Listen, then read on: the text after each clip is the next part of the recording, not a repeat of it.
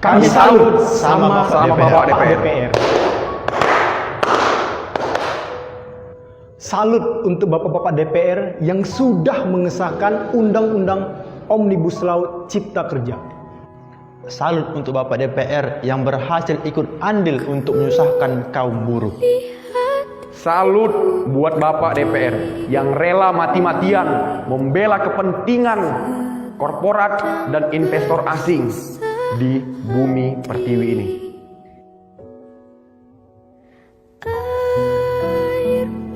Kami lupa istilah DPR. Apakah Dewan Penipu Rakyat, Dewan Penyusah Rakyat, Dewan Pembunuh Rakyat, atau Dewan Pemerkosa Rakyat? Oh iya, Dewan Perwakilan Rakyat ya. Tapi kok senengnya menipu dan menyusahkan? Dasar tukang tipu. Oh iya, kemarin Bapak yang tertidur ketika rapat paripurna.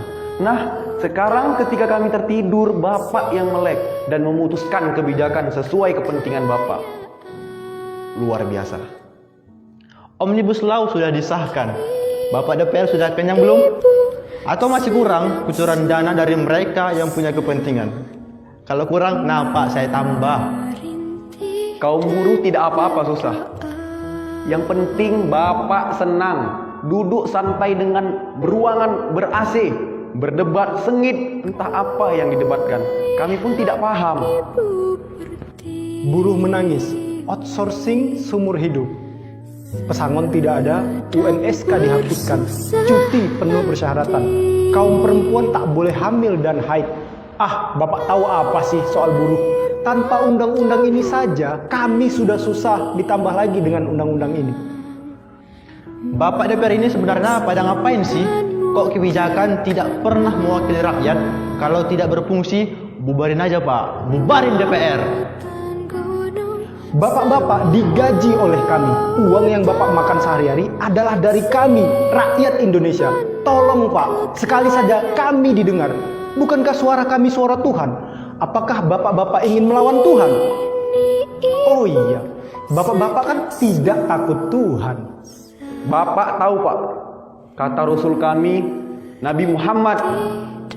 Nabi kami berdoa, siapa yang mengemban amanah dengan mengutus umat, kemudian ia menyusahkan rakyat, maka Allah menyusahkan dia.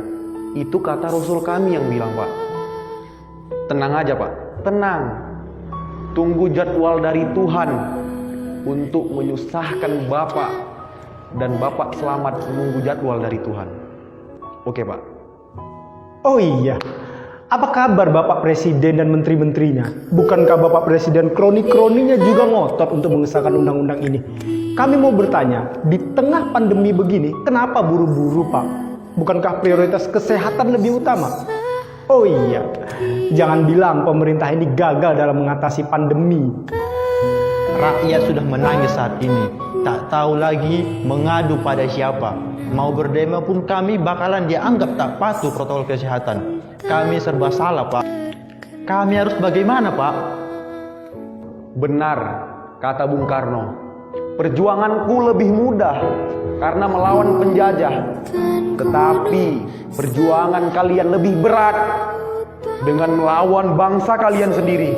Dan terbukti saat ini kami sedang dijajah dengan bangsa kami sendiri, yaitu oleh DPR, Dewan Pengkhianat Rakyat. DPR harus bertanggung jawab karena keputusannya masyarakat dan para buruh berdemo di tengah pandemi. Pak Polisi, jangan salahkan kami yang ingin mengadukan hak kami, tapi salahkan DPR yang sudah membuat keputusan. Salam hangat dari kami Pak, dari rakyat yang katanya hidup di negara demokrasi, tapi suara kami tak pernah didengar. Salam hangat dari kami, rakyat Indonesia yang sudah mulai bosan melihat tingkah Bapak DPR. Salam hangat dari kami, rakyat Indonesia yang selalu kami ditindas, yang selalu tak punya ruang untuk menuntut aspirasi kami. Selamatkan buruh. Tolak Omnibus Law. Selamatkan Indonesia. Bubarkan DPR. Bubarkan DPR.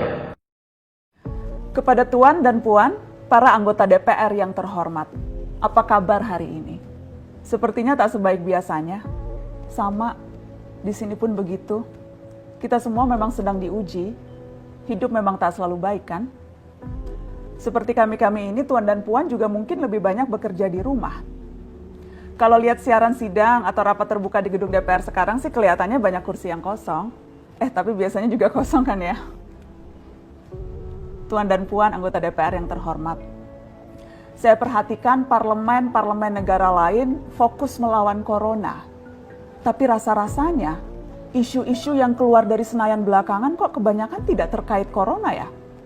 Kami malah membaca DPR bersemangat membahas isu-isu lain. Contohnya, rancangan Undang-Undang Cipta Kerja yang banyak ditolak karena dinilai mementingkan kepentingan investor di atas kebutuhan pekerja. Presiden Jokowi pekan lalu sempat menyatakan pemerintah dan DPR menunda pembahasan salah satu klaster di rancangan undang-undang itu, klaster ketenagakerjaan. Ini untuk memberi kesempatan mendalami substansi dan mendapat masukan dari banyak pihak. Berpegang pada alasan itu, maka sudah seharusnya klaster lain dalam RUU Cipta Kerja pun perlu ditinjau ulang.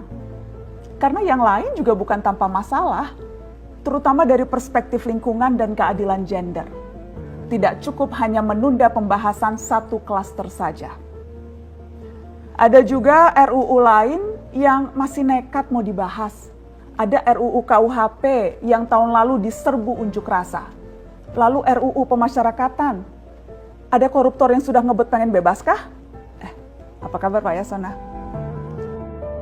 Terus terang saja, membahas undang-undang yang menyangkut hajat hidup orang banyak di masa seperti sekarang ini terlalu mengundang curiga. Gara-gara pandemi yang pada jatuh cinta saja berani menunda nikah loh. Ini kok DPR buru-buru banget kayak lagi kejar setoran? Tidak ada undang-undang yang tidak penting, semua penting. Justru karena undang-undang itu penting, aneh jika pembahasannya diseriusi di waktu seperti sekarang, saat di mana perhatian dan konsentrasi kita sedang terkuras bertahan hidup di tengah wabah. Produk hukumnya pun berpotensi cacat bila tidak memenuhi ketentuan, dan rasanya belum ada aturan pembahasan RUU secara virtual.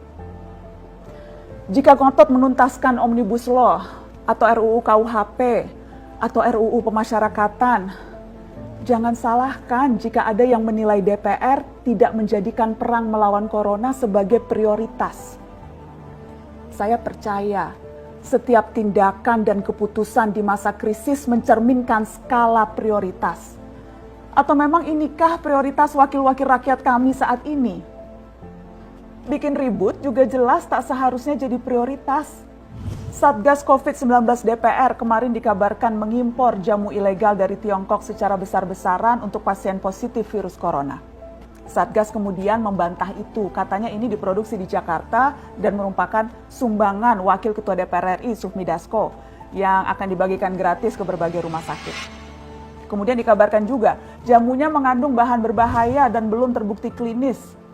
Satgas lagi-lagi membantah, katanya sedang proses mendapatkan izin edar di Badan Pengawasan Obat dan Makanan. Sedang itu berarti belum kan ya? Tuan dan Puan yang terhormat, niat baik pun perlu proses yang baik. Proses yang semrawut hanya akan disusul polemik. Sementara sekarang kita sedang banyak-banyaknya menaruh harapan kepada negara. Tindak tanduk DPR salah benarnya akan selalu dilihat. Makanya sempat ramai juga warganet mengkritik Satgas COVID-19 DPR RI yang berfoto mengenakan APD saat hendak berkunjung ke rumah sakit darurat Wisma Atlet menyerahkan sumbangan DPR. Ini dinilai melukai hati masyarakat. Tenaga medis kita saja bertaruh nyawa benar karena kekurangan APD. Tidak ada yang meragukan jumlah sumbangan DPR. Kami yakin pasti banyak, namanya juga DPR, beli ribuan rapid test saja mampu, ngeborong jamu apalagi. Tapi ini soal rasa dan empati. Kecuali ya, kalau yang dipakai anggota DPR itu APD yang lain, alat pelindung dewan. Salam hormat dari kami yang kalian wakili.